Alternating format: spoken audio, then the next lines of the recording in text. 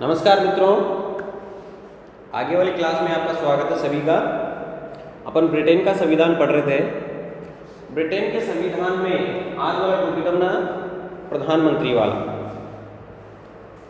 जो पिछले वाली क्लास में अपन ने ब्रिटेन के संविधान वगैरह के बारे में चर्चा करी थी, जो सिलेबस है उसके बारे में चर्चा करी। आज अपन जो पढ़ना है वो है प्रधानमंत्री। इससे पहले अपन ने जो राजा है, राजमुकुट है, वो अपन डिस्कस कर लिया। तो जो ब्रिटेन का संविधान है उसमें प्रधानमंत्री पद का उल्लेख किया गया है। इस प्रकार से अपने भारत में प्रधानमंत्री होता है, उसी प्रकार से ब्रिटेन में भी प्रधानमंत्री का पद है। लगभग जैसे भारत का प्रधानमंत्री जो कार्य करता है, लगभग ब्रिटेन का प्रधानमंत्री भी वही कार्य करता है। थोड़ी बहुत भिन्नता है। तो प्रधानमंत्री के बारे में जो राजनीतिक विचारक है जेनिंग्स, वो क्या कहते हैं कि प्रधानमंत्री को संपूर्ण संविधान की आधारशिला कहना उचित होगा। यानी कि जो प्रधानमंत्री का पद है या प्रधानमंत्री है वो सबसे इम्पोर्टेंट स्थान रखता है, महत्वपूर्ण आधारशिला रखता है। ये बात कह रहा है, कौन कह रहा है? जेनिंग्स। तो जो ब्रिटेन का जो संविधान है वो अलिखित है, इसमें प्रधानमंत्री पद का उल्लेख किया गया है। ब्रिटेन का जो संविधान है वो काफ़ी प्राचीन रहा। तो ये भी बात स्वाभाविक है कि जो प्रधानमंत्री का पद है वो भी काफ़ी प्राचीन समय से है। तो जैसे मान लीजिए आपको परीक्षा में पूछा जाए 2 नंबर के सवाल में कि ब्रिटेन का सर्वप्रथम प्रधानमंत्री किसे चुना गया है, कौन था? तो वो था रॉबर्ट वालपोल। रॉबर्ट वालपोल था।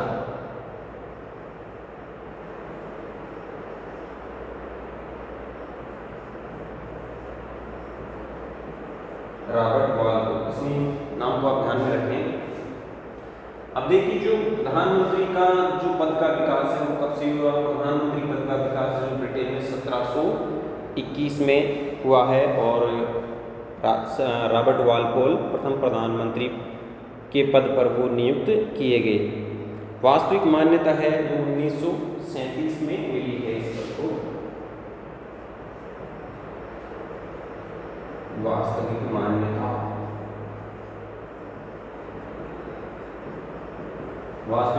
है जो इस पद को 1937 में मिली, जब वहाँ ताज का जो शासन था उसके तहत उसको 1937 में मान्यता मिली है। तो रॉबर्ट वालपोल सबसे पहले प्रधानमंत्री पद को चुने गए 1721 में। अब देखिए कि पद की योग्यता क्या है कि उसके ब्रिटेन की संसद के 2 सदन, लॉर्ड सभा और कॉमन सभा। तो एक तो कॉमन सभा का सदस्य चुने जाने की वो योग्यता रखता हो, उस सदन में उसको बहुमत यानी कि विश्वास प्राप्त होना चाहिए। लगभग 2 ये बातें सबसे इम्पोर्टेंट हैं कि लोक सदन का सदस्य होना चाहिए और उसमें बहुमत का जो है वो उसको विश्वास होना चाहिए। या आपको परीक्षा में पूछा जा सकता है प्रधानमंत्री की कौन सी योग्यताएँ हैं, तो आप इस चीज़ का ध्यान रखें। अब है कि तीसरा बिंदु पर अपन बात करते हैं कि प्रधानमंत्री की नियुक्ति। तो आप लोग सभी जानते हैं कि जैसे भारत में जिस दल को बहुमत प्राप्त होता है उस दल को राष्ट्रपति प्रधानमंत्री पद के लिए चुनता है। तो उसी प्रकार जो वहाँ का राजा है वो भी जिस दल को बहुमत मिलेगा, जिसको सदन में विश्वास प्राप्त होगा, उसको राजा है जो प्रधानमंत्री पद के लिए नियुक्त करेगा। तीसरी अपन बात करते हैं कि उसका वेतन। तो प्रधानमंत्री का जो वेतन है 58,650 पाउंड प्रति वर्ष जो है, आपकी बुक्स में मैंने पढ़ा है वो लिखा दिया मैंने यहाँ। तो एक बार मैच कर लेना कि वर्तमान समय में कितना है, ये मैंने पहले का लिखाया है जो बुक्स में है। तो प्रधानमंत्री के बारे में जो मोटी मोटी जानकारी वो मैंने यहाँ बताई है कि प्रधानमंत्री को संपूर्ण संविधान की आधारशिला कहना उचित होगा। ये बात किसने कही है? जेनिंग्स ने कही है। फिर अपन बात करते हैं कि प्रधानमंत्री पद का विकास जो 1721 में हुआ है, वहाँ रॉबर्ट वालपोल पहले प्रधानमंत्री पद पर चुने गए हैं। पद की योग्यता में कॉमन सभा में विश्वास होना चाहिए, बहुमत होना चाहिए उसका। प्रधानमंत्री की नियुक्ति राजा करेगा और वेतन 58,650 पाउंड, ये मैंने आपको इसमें लिखाया है। अब देखिए प्रधानमंत्री के रूप में जो कार्य हैं और उसके अधिकार हैं वो कौन कौन से हैं, अपन इसके बारे में चर्चा करते हैं।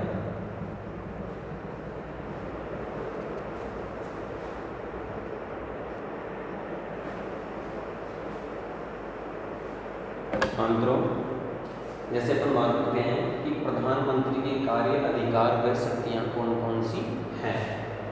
तो ये मैंने आपको लिखी है कि मंत्रिमंडल के संदर्भ में प्रधानमंत्री के कार्य। सबसे पहले मैंने लाइन लिखी कि जो जिस प्रकार ब्रिटेन का मंत्रिमंडल उसके संदर्भ में प्रधानमंत्री की कौन कौन सी शक्तियाँ, वो लिखी है मैंने यहाँ कि मंत्रिमंडल का निर्माण, विभागों का वितरण, तीसरी है मंत्रिमंडल की बैठकों की अध्यक्षता करना और मंत्रियों की पदमुक्ति, पुनर्गठन तथा अंत। जैसे कि क्रांति विचारक हैं प्रोफेसर लास्की, वो क्या कहते हैं कि प्रधानमंत्री मंत्रिमंडल रूपी मेहराब की आधारशिला है, वह इसके निर्माण संचालन में केंद्रीय स्थान रखता है। कौन रखता है? प्रधानमंत्री। तो जैसे मान लीजिए ब्रिटेन के संविधान, जैसे मान लीजिए आपको बड़ा निबंधात्मक सवाल पूछा जाता है प्रधानमंत्री के संदर्भ में कि प्रधानमंत्री की कौन कौन सी शक्तियाँ कार्य हैं, तो इसमें मैंने लिखा है कि मंत्रिमंडल का निर्माण, यानी कि जिस प्रकार से ब्रिटेन में चुनाव होते हैं तो नए मंत्रिमंडल का गठन किया जाना है, तो जो जिस दल को बहुमत प्राप्त होता है वो प्रधानमंत्री पद पर नियुक्त किया जाता है। उसके बाद वह अपने मंत्रिमंडल का निर्माण करता है। तो किन किन, जैसे मान लीजिए सांसदों को कौन से पद पर रखना है, किन किन को मंत्री पद पर रखना है, तो इसका निर्माण जो है वो प्रधानमंत्री अपने विवेक से करते हैं। और फिर जैसे मान लीजिए राजा के पास वो सिफारिश भेजते हैं, फिर राजा जो है ये सम्राट है उनको शपथ दिलाने का कार्य करता है। तो इस प्रकार क्या है कि प्रधानमंत्री जो है अपने मंत्रिमंडल का निर्माण करता है। अपने मंत्रिमंडल में प्रधानमंत्री की बहुत अहम भूमिका होती है। अपने विवेक के अनुसार वह व्यक्तियों को नियुक्त करता है प्रमुख पदों पर, मंत्री पदों पर। तो कहने का तात्पर्य ये है कि प्रधानमंत्री का उस चीज़ में सबसे बड़ा रोल होता है। दूसरी बात मैंने लिखी है कि विभागों का वितरण। विभागों का वितरण, जैसे मान लीजिए अलग अलग विभागों के मंत्री होते हैं, तो ये प्रधानमंत्री पर डिपेंड करता है कि कौन से व्यक्ति को, कौन से मंत्री को कौन सा विभाग आवंटित किया जाना है। तो ये प्रधानमंत्री पर दामोदार होता है। तो प्रधानमंत्री का दूसरा जो शक्ति अधिकार है विभागों का वितरण, वो अपनी मर्जी से ही व्यक्ति को जो है सांसदों को विभागों का वितरण करता है।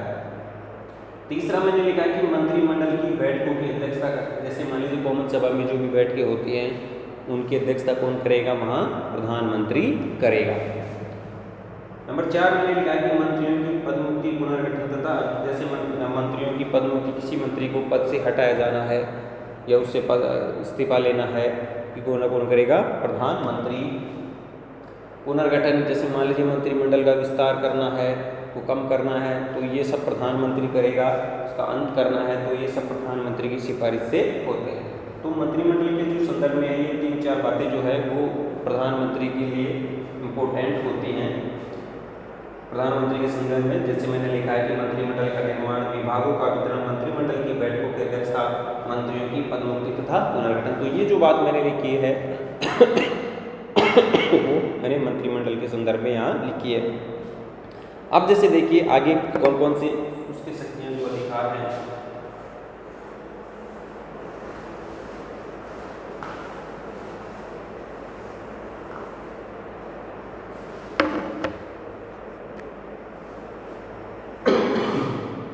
दूसरा है शासन की वास्तविक शक्तियों का प्रयोग। शासन की वास्तविक शक्तियों का प्रयोग।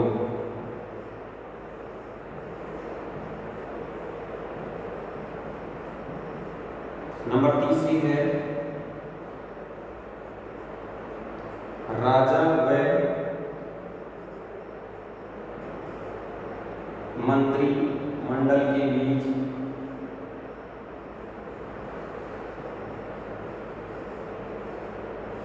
योजक कड़ी।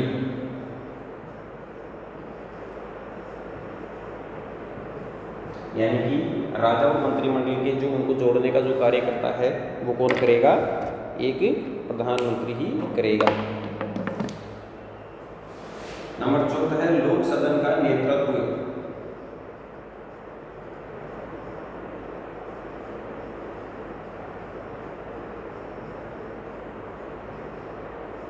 जो प्रधानमंत्री है वहाँ, तो वो क्या करेगा? एक जो उसका जो प्रिय सदन है उसका नेतृत्व कौन करेगा? वहाँ का प्रधानमंत्री।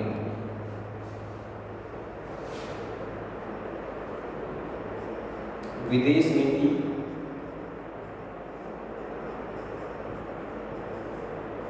व अंतर्राष्ट्रीय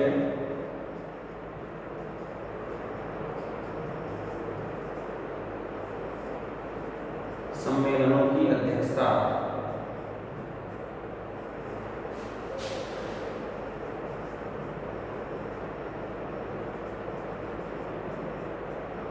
ब्रिटेन का जो प्रधानमंत्री है वह विदेश नीति का संचालन करेगा, जो अंतर्राष्ट्रीय सम्मेलन है उसकी उनकी अध्यक्षता करेगा। तो एक है राष्ट्र का नायक,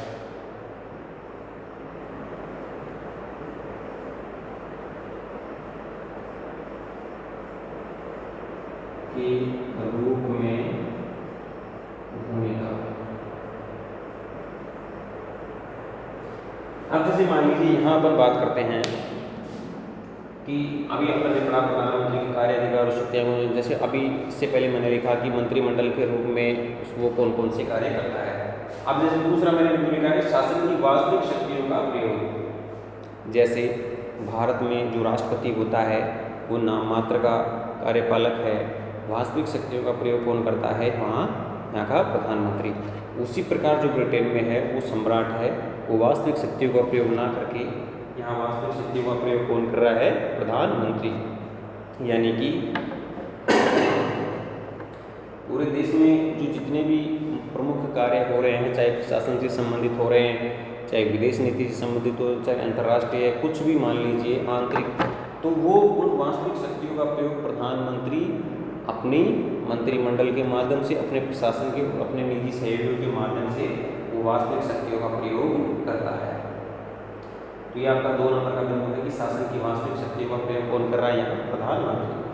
तीसरा मैंने बिंदु लिखा है कि राजा व मंत्रिमंडल के बीच योजित कड़ी, यानी कि जैसे मान लीजिए वहाँ का सम्राट है या मंत्रिमंडल ने कौन सा कार्य किया है, कौन सा निर्णय लिया है, तो मंत्रिमंडल के संदर्भ में जो जानकारी है वो राजा तक एक प्रधानमंत्री ही पहुँचाएगा। इस प्रकार राजा और मंत्रिमंडल को जोड़ने का कार्य यहाँ कौन कर रहा है? वहाँ का प्रधानमंत्री। राजा और मंत्रिमंडल के बीच समन्वय तालमेल बिठाने का कार्य यहाँ कौन करेगा? प्रधानमंत्री। नंबर 4 मैंने लिखा है कि लोक सदन का नेतृत्व, यानी कि जिस सदन से वो आ रहा है उस सदन का नेतृत्व प्रधानमंत्री करेगा। यानी कि जो कॉमन सभा है उसको जनता का सदन कहा गया है, लोकप्रिय सदन कहा गया है, तो उस सदन का नेतृत्व कौन करेगा? प्रधानमंत्री, क्योंकि उस सदन में उसको विश्वास प्राप्त है। 5वां बिंदु मैंने लिखा कि विदेश नीति में अंतर्राष्ट्रीय सम्मेलनों की अध्यक्षता, यानी कि विदेश नीति में कौन सा निर्णय लिया जाना है, क्या किया जाना है, कौन से देश के साथ कौन सा व्यापार हो रहा है, कौन सी नीति अपनाई जानी है, अंतर्राष्ट्रीय जितने भी सम्मेलन और उन सम्मेलनों की अध्यक्षता अधिकांशतः यहाँ प्रधानमंत्री खुद स्वयं ही करते हैं। तो ये कार्य भी प्रधानमंत्री का मोस्ट इम्पोर्टेंट कार्य माना गया है। एक बिंदु मैंने लिखा कि राष्ट्र के नायक के रूप में भूमिका, यानी कि राष्ट्र का जो प्रमुख व्यक्ति है, प्रमुख व्यक्ति माना गया है प्रधानमंत्री को, क्योंकि जितने भी राष्ट्र के नाम से प्रमुख कार्य होते हैं उनमें प्रधानमंत्री की कहीं ना कहीं सीधी भूमिका होती है। तो एक राष्ट्र के नायक के रूप में प्रधानमंत्री को माना गया है। जिस प्रकार से जैसे मान लीजिए भारत के संदर्भ में पर बात करते हैं कि जो श्री नरेंद्र मोदी है वो भारत का प्रधानमंत्री है, तो सारा कार्य है जो प्रशासन है यहाँ का आंतरिक और बाहरी, तो वो कहीं ना कहीं उन्हीं के ऊपर दामोदार पेश करता है। तो उसी प्रकार से ब्रिटेन के संदर्भ में भी यही स्थिति है। तो ये जो प्रधानमंत्री शक्तियाँ और अधिकार है ये आपको निबंधात्मक क्वेश्चन में पूछा जा सकता है।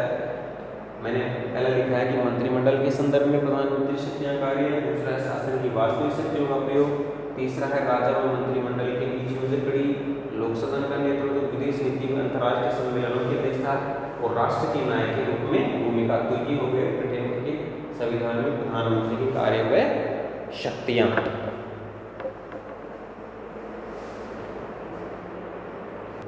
हाँ साथियों, तो ब्रिटेन की जो प्रधानमंत्री है उसकी शक्तियाँ और अधिकार के बाद बात आती है कि क्या ब्रिटिश जो प्रधानमंत्री है वो एक तानाशाह भी हो सकता है, क्योंकि ब्रिटेन का जो प्रधानमंत्री है उसके पास काफ़ी सारी शक्तियाँ हैं, वास्तविक शासन शक्ति का वो जो है वो प्रयोग कर रहा है।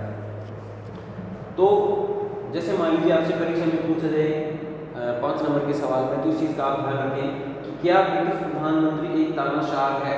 तो तानाशाह तो वो किस प्रकार से हो सकता है और तानाशाह किस प्रकार से नहीं हो सकता, ये दोनों ही बात आपको इसमें लिखनी है। तो यहाँ मैंने बोर्ड पर जो ये बात लिखी है कि वो तानाशाह किस प्रकार से हो सकता है। तो मैंने पहली बात यह लिखी कि प्रधानमंत्री द्वारा वास्तविक शक्तियों का प्रयोग, यानी कि ब्रिटेन के संविधान में अगर अपन पढ़ते हैं तो जो शासन की शक्तियाँ हैं उनका वास्तविक प्रयोग प्रधानमंत्री ही करता है। भारत के संदर्भ में भी यही बात है। तो जैसे प्रधानमंत्री सर्वे सर्वा है, शासन की शक्तियों का प्रयोग वो कर रहा है अपने मंत्रियों के माध्यम से, अपने प्रशासकों के माध्यम से, तो वो तानाशाह हो सकता है वास्तविक शक्तियों के प्रयोग के कारण। दूसरी बात मैंने लिखी कि संसद की विधायी व सर्वशक्ति पर जो है प्रधानमंत्री का अधिकार, यानी कि जो संसद की जो विधायी शक्ति है, यानी कि विधेयकों से संदर्भ में, कानून निर्माण के संदर्भ में उसको सर्वे सर्वा स्थिति प्राप्त होती है, और जो सर्वशक्ति उस पर जो प्रधानमंत्री का वो अधिकार माना गया है, क्योंकि शासन की वास्तविक शक्तियों का प्रयोग वो कर रहा है। तो इस प्रकार से ये दो बिंदु हैं जो जिस प्रकार से वो तानाशाह को दर्शाते कि ब्रिटिश प्रधानमंत्री तानाशाह का रूप ले सकता है। तो अब इसके आगे अपन बात करते हैं कि तानाशाह नहीं हो सकता, तो वो किन कारणों से नहीं हो सकता, ये भी अपन देखें। तानाशाह नहीं, ठीक है। तो तानाशाह किस प्रकार से नहीं है, तो ये बिंदु मैंने लिखे 3 बिंदु कि स्वयं के राजनीतिक दल का नियंत्रण, लोक सदन का नियंत्रण और जनमत का नियंत्रण। ये मैंने 3 कारण यहाँ लिखे हैं कि ब्रिटिश जो प्रधानमंत्री है बोरिस जॉनसन, इस समय वर्तमान में ब्रिटेन के प्रधानमंत्री बोरिस जो है स्वयं के राजनीतिक दल का नियंत्रण, जनमत का नियंत्रण, लोकमत का जो नियंत्रण है वो ब्रिटिश प्रधानमंत्री पर रखा गया है। बोरिस जॉनसन जो हैं इस समय ब्रिटेन के प्रधानमंत्री हैं। तो स्वयं की राजनीतिक दल का नियंत्रण, यानी कि जिस राजनीतिक दल से वो बिलोंग करता है, कौन से दल से है, उस राजनीतिक दल का भी उस पर नियंत्रण रहता है। लोक सदन का नियंत्रण, यानी कि जिस सदन से वो आ रहा है, कॉमन सभा से जैसे मान लीजिए, तो कॉमन सभा में उस दल के अलावा अन्य दलों के सदस्य भी होते हैं, विपक्ष के दल के भी हैं, तो वो उस पर नियंत्रण, लगातार नियंत्रण बनाए रखते हैं। और तीसरा है जनमत का नियंत्रण, यानी कि जनता का भी एक तरह से नियंत्रण है कि मान लीजिए प्रधानमंत्री एक तानाशाह का रूप है, मनमर्जी से कानून पास कर रहा है या मनमर्जी से शासन कर रहा है, जनता के हितों की पालना नहीं कर रहा, तो जनमत का जो है नियंत्रण है वो भी जो है उस पर लगातार नियंत्रण की स्थिति है, क्योंकि उसकी शिकायतें जिस प्रकार से सम्राट के पास जाएंगी तो कहीं ना कहीं जो प्रधानमंत्री है उसको काफ़ी समस्याओं का सामना उस जगह करना ही पड़ेगा। तो लगभग जो ब्रिटेन का जो प्रधानमंत्री है वो तानाशाह का रूप वो नहीं ले सकता। तो ये आपको 5 नंबर में पूछा जा सकता है कि जो ब्रिटेन का जो प्रधानमंत्री है वो वास्तव में तानाशाह है या नहीं। तो ये जो 2 बिंदु मैंने यहाँ लिखे हैं वो आपको लिखने हैं। तो इसके साथ में ये प्रधानमंत्री शक्तियाँ हैं, तानाशाही, ये वाली स्थिति अपन ने चर्चा करी। जो आगे वाला जो टॉपिक है वो अपन आगे वाली क्लास में चर्चा करेंगे मित्रों। धन्यवाद।